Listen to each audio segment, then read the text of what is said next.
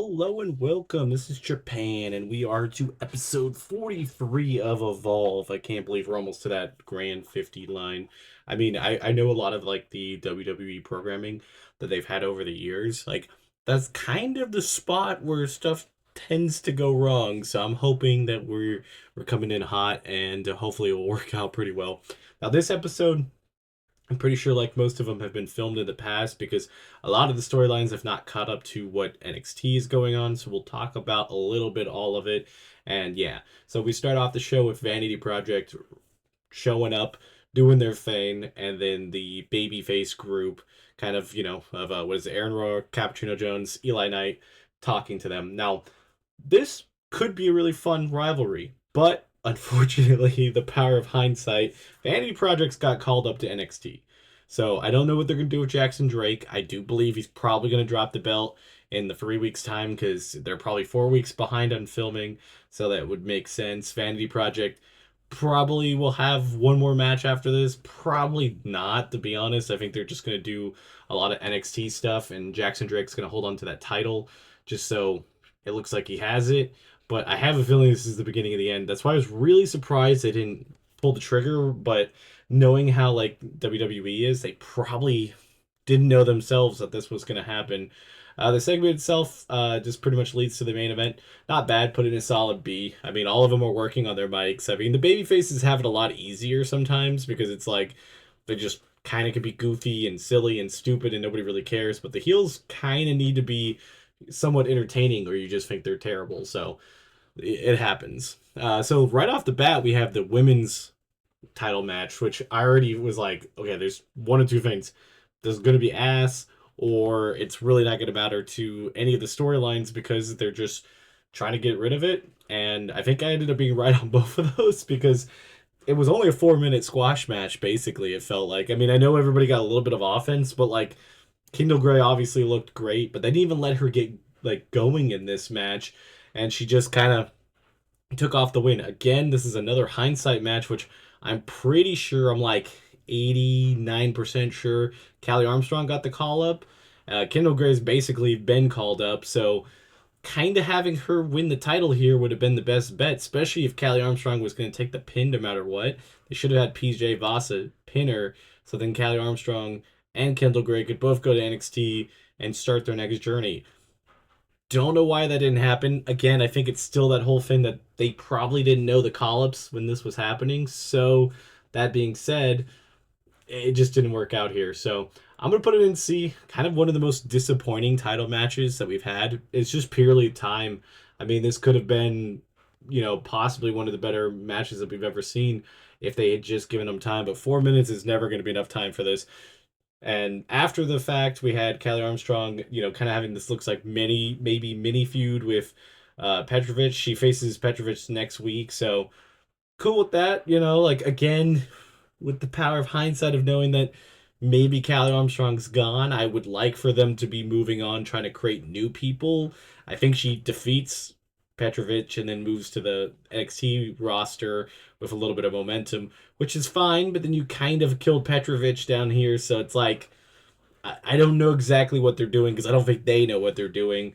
I'll be excited for the match though. I'll put it up in A. I think there could be a very good possibility to be a good match. Like the last time when we talked about Petrovic, she has the skills, she just doesn't have the speed to deliver those skills to make them look realistic. And maybe with somebody like Callie Armstrong, there's a whole different beast out there. Maybe they'll be able to make magic. So I'm excited to see it. Then we get to Charlie Dempsey versus Timmy Thatcher. We've been kind of building this up for months now. It feels like it's been at least a month because of the break and all that type of stuff. Kind of already kind of thought this match wasn't going to be my thing. Maybe it's other people's thing. It was a technical masterclass type match.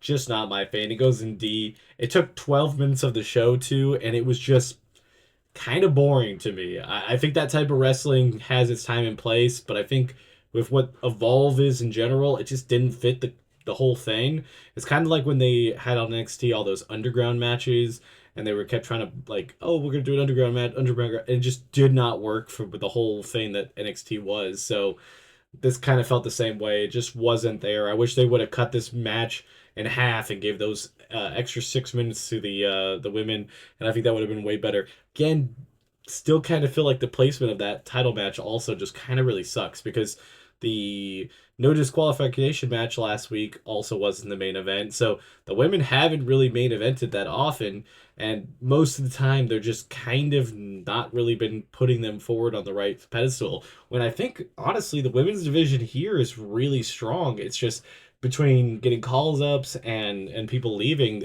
they're kind of lacking at the moment, but they gotta pull the trigger and give somebody the belt, and hopefully they don't vacate it because I think that's probably what they're gonna end up doing with both of these belts if they don't basically the next opponent take them off. Then we get a Thrill London promo. He's he's 50-50. I liked him in the beginning. The last promo I thought it was pretty decent. It was basically some of the same stupid pun, didn't really need to be there, I guess. I don't know. I put it in C. It was not the worst Finn I've seen, but man, could they have done better with that time. I feel like the problem with their promos is that they go like 3-4 weeks over promo, then they put him in a match, but then they're not even highlighted. Like there's the same thing with Aaron Rourke. They put him in a tag match, and then he's in the 6-man tag match. Like they gotta put him on a one-on-one that he's gonna be like a main event or something if they're gonna really put that many promos into a guy. And I'm fine to get these feints, but I really think that's where they should use other forms of media to really get those people's promos out there, that or change them up a little bit, because this really felt just like the exact same one. So not a too crazy faint about it. Then we had a Harlem Lewis promo. I did like this one a lot better. Obviously, it's his like first one from coming back from LFG. Obviously, he already showed up, so this is not a bad thing. He's a pretty established character in the Evolve universe. Probably a pretty good contender to be up in that main event scene. So I do like what they did here. I'll put it up in A. It was short and sweet, but it was like one of those promos that like if they build them up, it's gonna work. But if they build too long, it won't work. Then we get to the main event. It was a six man tag team match. It was the baby faces versus the heels. Again, with all of this, we know Vanity Project's gone. We know Eli Knight, Sean Legacy. Who else was the other one? Possibly Tate Wilder. There's like a bunch of people that got the call ups to NXT. So like this match kind of felt like it's empty because there's so many people gone and they just keep getting called up that like the next week's show when they showed like the future episode, like most of those people are just people that barely gotten any screen time and they're gonna just have to start on over. I would not envy the bookers of Evolve because there's only so much you can do, and like the minute you hit gold, it gets taken away from you. It's the same thing with NXT, so it happens. But it feels like NXT, at least they have like a year, and some of these people did have a year. But like Eli Knight, he just got called up or just made his debut, and he's gonna get called up. I mean, they basically. Oh, Kiana Carver also got called up. That was the other big one. So that's a lot of the men. Like a lot of the main event scene is just gonna be completely gone. So the match itself, I thought was pretty decent. It was, solid amount of time, about 8 minutes. I was kind of still crazy that Cappuccino Jones took the pin. Kind of don't want that. I mean, it should be Aaron Rourke in this situation with all the big names in it.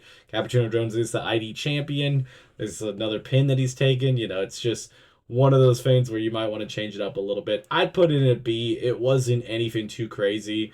I did feel like everybody kind of like, I don't want to go too hard because this is my last match type of thing. And it kind of felt like you could do that. When the match ended, we had Cam Hendricks and the rest of the PC talent come out there and talk some crap and talk about in 2 weeks they get their TV show that they get to book, and the main event will be Jackson Drake versus 3 people in a handicap match. Not a bad strategy when you think about it, like to really put your opponent into the big ringer and then get the title match the next week. I mean, Jackson Drake's gonna look great because he's probably going to get like a decent chunk into that handicap match, somehow survive it, and then lose because he's completely battered to Cam Hendricks the belt, and it won't look bad at all. So I like this. It's an actually strong strategy that actually is rooted in reality. So I kind of like that. I kind of want to see what the rest of the matches are going to be. A problem that I always see in this thing, at least this is how I'm always viewing wrestling, is that like wrestling should have groups that are like mixed, having women, men, because this is the problem. That whole show is just going to be men matches, and like they're not really exploring the whole option of like the women not getting a spot.